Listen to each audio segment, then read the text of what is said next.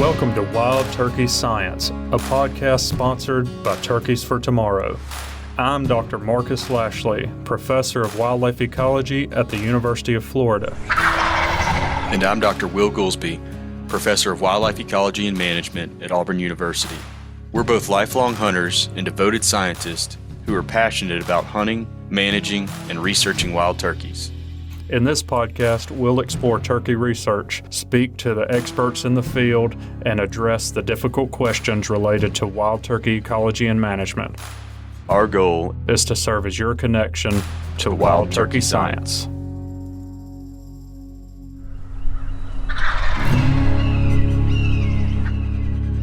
Because this is one of the things we wanted to drill down on in our introductory episode is, who are we? Why are we here? What is the objective of this podcast? Mm-hmm. And I was thinking real hard on that. And what I arrived at as far as what the objective is or what the purpose is of this podcast is there's just not enough podcasts. Is that it? We need to add one more to the mix. There's only like 10 million gigabytes a day uploaded to podcasts. Is that how much it is? I don't know. I was just making that up. I did hear the other day that there are now millions of podcasts. Yeah, it is. That's a saturated market. But to me, to answer that same question, being a little more serious, there are a few really good ones about turkeys. Right. And I've learned a lot from them, especially, how to hunt turkeys and listening to other people chasing turkeys, and I just enjoy that. And there's several of them that even have scientists come on too. Yeah, and we've both been on some of those podcasts, and they're great, but turkeys aren't doing real well. Right. Like, we're worried about them. Right. And this, for me, was an opportunity for us as scientists who were trained not only to go out and turkey hunt. I love doing that. I know you do. But we're also trained to dig up science. To think scientifically. Yeah. To create new knowledge from science, to interpret the science that others have created. There have been a lot of people work on turkeys for a long time. Mm-hmm. So there's a lot of information out there, and it's not extremely accessible, particularly on this species. Yeah, and so I think one of the things that the current turkey-centric podcasts have to struggle with is they have multiple competing objectives. They're trying to cover the hunting and the techniques and the stories of the hunt that everybody want to hear, that I'm always interested to hear too. And then intermittently they're injecting, a scientist coming in talking about their latest research. Mm-hmm. And of course, that's what everybody wants to hear about is what's on the cutting edge. What are you doing right now? What are you seeing? That's what they always want to talk about. Yeah. And that's great. But the problem with it is that they don't have that time to go back and sort through the volumes of information that we already have on turkeys. So that's kind of one of those things that we want to try to address. Yeah. And so we're both trained really well and very interested. I mean, I dig around in that stuff for fun. Mm-hmm. I also happen to get paid to do that. So that's nice too. But there's a world of information already there that's not very accessible, especially to people who aren't affiliated with a university where we have access to some of those things. But the other thing that you said is a lot of people want to know what's going on right now, and they're getting teasers of that, I guess, from people going on. But I bet a lot of the listeners don't even know what's going on in their own state right now. Sure. I know I get asked about that a lot. And, we have, a lot of us are scientists, and we're designing experiments and doing great work. And we're not always the best communicators. And it's not, you may not be getting that information in real time. Mm-hmm. And a lot of those projects aren't designed to deliver information in real time. Right. Yeah. So, that's another thing I think that we can really do here that would be really great, is that we can try to start targeting. A lot of those people are our friends and colleagues, and we can start reaching out to them and try to give people an update local to wherever they're listening on the turkey research that's being done in their state right now. Absolutely. So digging into background of the scientific literature, bringing on experts, having open discourse, opportunity for presentation of multiple sides of an issue is something we're going to do. Research updates So, like what's going on in your backyard kind of thing, trying to get awareness out of what's going on. And then with the updates, I think it would be really awesome for us. We counted at least 12 or 13 turkey projects that are ongoing. Yeah. Getting the scientists that I'm are sure leading those. The other thing is we have state agency personnel, turkey project leaders, a lot of those people we know, and they can give us a good idea of the problems in the state or, what the status is in the state. So we could be giving you updates either way. Sure. And I think one thing we haven't mentioned, but I feel particularly strong about, we'll see if you agree with me on this. I really think, we want people to listen to this and take home something that's going to help you make more turkeys. Right. Make better decisions. And some of that is not going to be obvious to us what it is that you need and want to listen to. So I really think that we want the audience to be involved in this. Yeah. Whether you're sending us messages on social media, we'll probably periodically put out calls for ideas. Listener submitted questions. Yeah, what you want to hear about. We have a pretty good idea on some of those issues that people really want to know about because we get plenty of questions and we're hunters and we have a finger on the pulse, so to speak. But, I really like the idea of trying to make this sort of a positive feedback where the audience is more engaged and helping us share this podcast with as many people as possible, all for the resource and making it enjoyable and not, sharing of knowledge that you want. So sort of that positive feedback where you give us feedback on what you want. Yeah. So that we can cover it. And then hopefully that'll make it relevant. Make it relevant, make it really successful. Ultimately, the more people listening to this and the more that we get knowledgeable about the resource, hopefully the better we can collectively manage it. And that's what it's going to take at the landscape scale to start, really moving the needle in these populations. Yeah, and I think one of the things that other researchers have highlighted is giving sometimes the necessity of giving state agencies license to make decisions to protect populations of turkeys that they think are having problems. And some of this information, I think, could go towards that by helping people that are interested in managing and hunting turkeys, why states may be thinking that the way that they are, and hopefully build some of that support and rapport and give them the license to do what they need to do and evaluate how effective that is, hopefully, and then adapt if necessary to those changes going forward longer term. I think it's really important, and I know I'm pretty excited about this. I don't even know what to expect, but I know you and I both. There are a lot of people out there wanting to hear some science about turkeys, right? And I'm pretty excited about that because that's why we're here. Yeah, I grew up loving hunting and fishing, and I got into this because of that passion, and I genuinely want there to be more turkeys. Absolutely. Yeah. Even if I don't have access to them. Yeah. I just need that to be. Yeah. And if I can help with that, and that's why I'm excited, because I know there are people sitting there. Right. If you're one of those people, help us share this thing. We want it to be successful. We want TFT to stay interested and involved. That's their mission, is to disseminate information. That's why they, were interested in helping us do this. And the more people we can get engaged, the better we can do that. And to provide a little bit of backstory on how this kind of all got started, you and I were talking about it for a while. You were trying to rope me into it, and I was being non-committal. But, it really started to grow legs and gain some momentum. And we knew that we were going to need some funding because... That's the same thing turkeys do.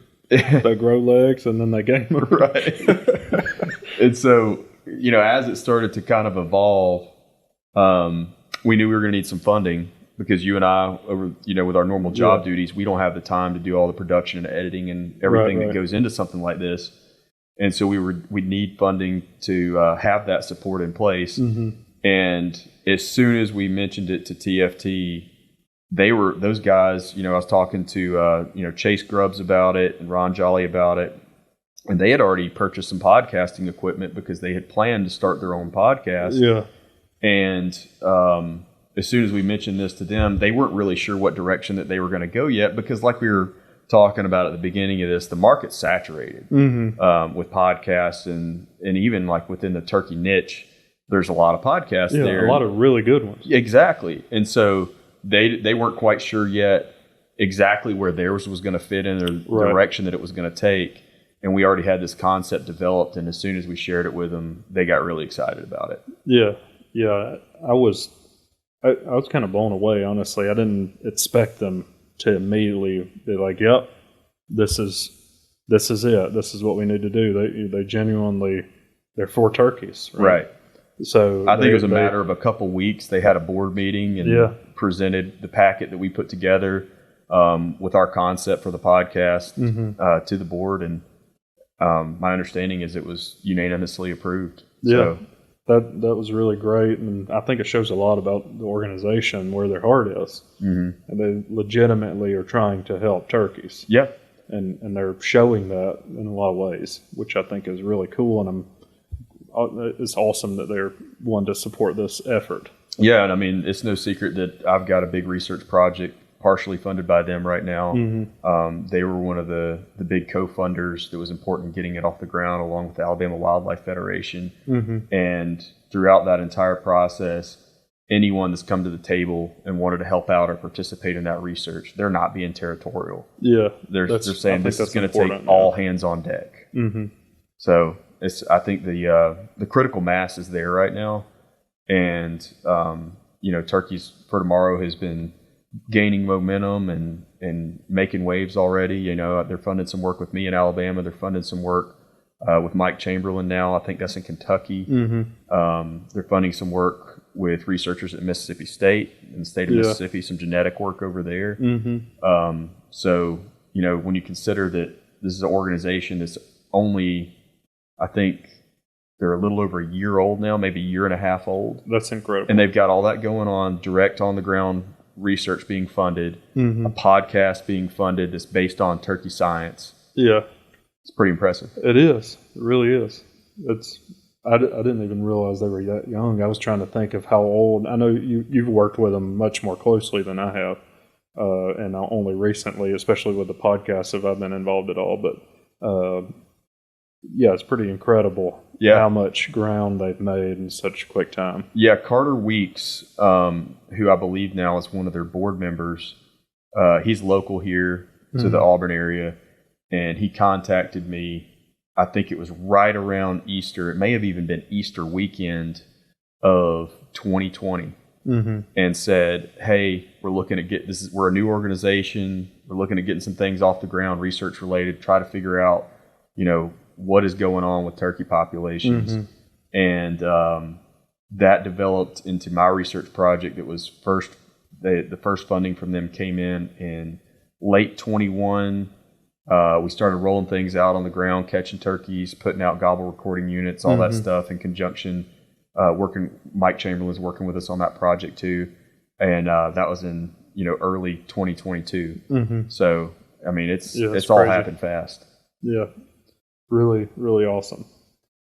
Obviously I've been really focused on habitat stuff, and I've known your work really well, and I'm sure that we've probably been reviewers on each other's papers. I know I have been on some of yours before, but I try to be as critical as possible on yours. Yeah, well, I appreciate that. You're reviewer number 2, huh? Yeah. Yep. So, yeah, but we both have that strength, I guess, that or that focus area that we're really into habitat management and how to really move the needle on that. And I think that's one of the important reasons for us to try to branch out and use our connections to get the people who work on other types of things. Yeah, I mean, bringing in the people that do more of the population dynamics, the disease work, the behavior, reproductive ecology, disease, all that stuff. Yeah. So, I mean, I think that's one thing that I would like to be clear about up front is that I have a habitat bias. Yeah.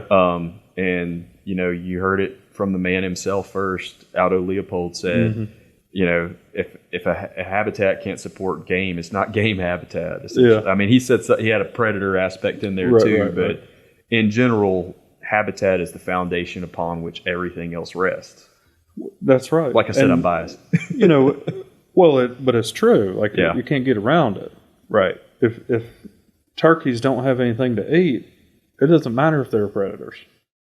I mean, it's just like if that's you have to have the habitat to support large populations before you can support big populations. And I don't want to get too much in the weeds on this because I know we're planning on an upcoming episode that's going to relate to all this. One of our first ones, but good habitat can offset a lot of negative limiting factors on turkey populations. It's affecting everything all at once. Yes, you're affecting how vulnerable are they to different things, predators. The good habitat makes a population resilient. Right. You are potentially addressing many issues with the same actions, and often really efficiently in terms of cost and time. Absolutely. So I'm with you on that, and we're going to try to stay as objective as possible. I think we know there's more to it than habitat, but also that's often something neglected. So you're not going to shy away from making sure that's known too. Absolutely. So, well, I think we've rambled on plenty about us. I did want to ask you one closing question about you. Okay. What's your favorite color?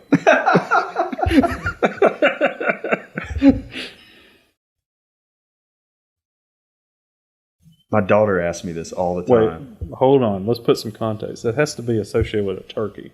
Well, can I put more context to it? Sure. I'm red-green colorblind. Oh, so no. This is a challenging question for me to address. But I can still see feather iridescence. Yeah. And I guess I don't know, it's like second. No, I'm not gonna be that dramatic, but